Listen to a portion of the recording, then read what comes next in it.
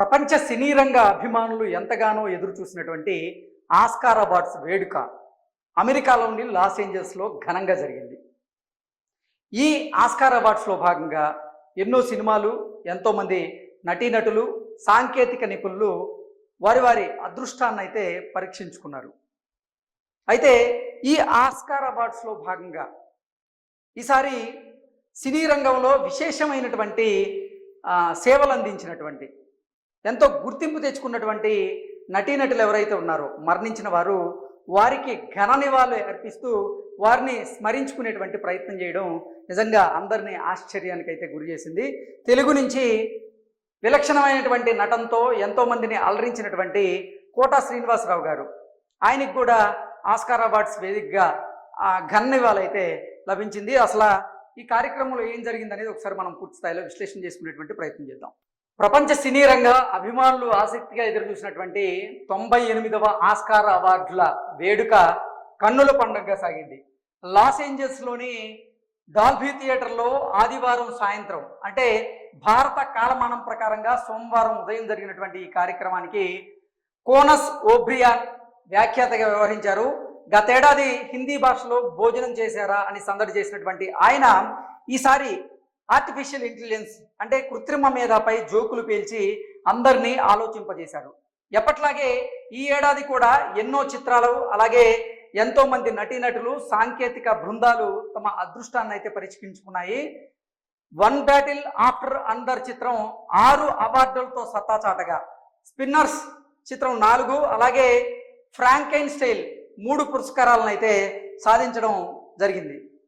ఆదివారం రాత్రి ఎంతో అట్టహాసంగా ప్రారంభమైనటువంటి ఆస్కార్ అవార్డ్స్ వేడుకలో సినీ రంగంలో ఎంతో రాణించి విశేష సేవలు అందించి కన్నుమూసినటువంటి హాలీవుడ్, అలాగే భారతీయ సినీ దిగ్గజాలను స్మరించుకోవడం అందరినీ ఆకట్టుకుంది. ముఖ్యంగా గత ఏడాది మరణించినటువంటి తెలుగు నటులైనటువంటి కోటా శ్రీనివాసరావు గారిని, అలాగే నటి బి సరోజినీదేవిని, బాలీవుడ్ నటులైనటువంటి ధర్మేంద్రను, మనోజ్ కుమార్ను గుర్తు చేసుకుని వారికి నివాళులు ఘటించడం అనేది ఇక్కడ అందరినీ ఆకట్టుకుంది. అలాగే ఈ సందర్భంగా రూపొందించినటువంటి వీడియోను వేదిక పైన ప్రదర్శించారు. అయితే అందులో ధర్మేంద్రను చూపించకపోవడంతో ఆయన సతీమణి హేమమాలిని, అలాగే ధర్మేంద్ర అభిమానులు అసంతృప్తి వ్యక్తం చేస్తూ ఉన్నారు.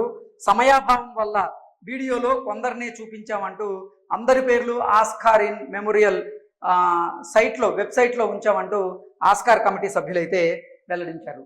సో తెలుగు చిత్ర పరిశ్రమలో విలక్షణ నటనతో ఎంతోమందిని అలరించి తన నటన ద్వారా ఆకట్టుకొని తెలుగు చిత్ర పరిశ్రమకి విశేషమైనటువంటి సేవలు అందించినటువంటి కోటా శ్రీనివాసరావు గారికి ఆస్కార్ అవార్డ్స్ వేడుకలో నిజంగా ఘనమైనటువంటి నివాళి అయితే దక్కింది. ఆయన పోషించినటువంటి పాత్రలు నిజంగా అత్యద్భుతమైనటువంటి నటనతో ఎంతోమందిని ఆయన అలరించారు, ఆకట్టుకున్నారు. ముఖ్యంగా ఆయన విలనిజం, ఒక ప్రత్యేకమైనటువంటి మార్కు విలనిజాన్ని ఆయన చూపించేవాడు. విలక్షణ నటుడిగా నిజంగా తెలుగు చిత్ర పరిశ్రమతో పాటుగా మరిన్ని పరిశ్రమల్లో కూడా విశేషమైనటువంటి గుర్తింపునైతే ఆయన పొందాడు. సో ఆస్కార్ అవార్డ్స్ వేడుకలో సినీ రంగంలో విశేషమైనటువంటి సేవలు అందించి ఆ తర్వాత మరణించినటువంటి కొంతమంది ప్రముఖ నటులకు సంబంధించిన వారి ఫోటోలను, అలాగే వారి వీడియోలను ఆస్కార్ అవార్డ్స్ వేడుకలో ప్రదర్శించడం అనేది నిజంగా అందరి దృష్టిని అయితే ఆకట్టుకుంది. అయితే సమయాభావం వల్ల ధర్మేంద్ర గారికి సంబంధించినటువంటి ఏవీ కట్ చేయడంలో లేట్ అయిందని, దానివల్ల ఆయన ఏవీని ప్రదర్శించలేకపోయామంటూ ఆస్కార్ అవార్డుకి సంబంధించినటువంటి కమిటీ అయితే తెలియజేస్తున్నట్లుగా తెలుస్తోంది. Thank you so much.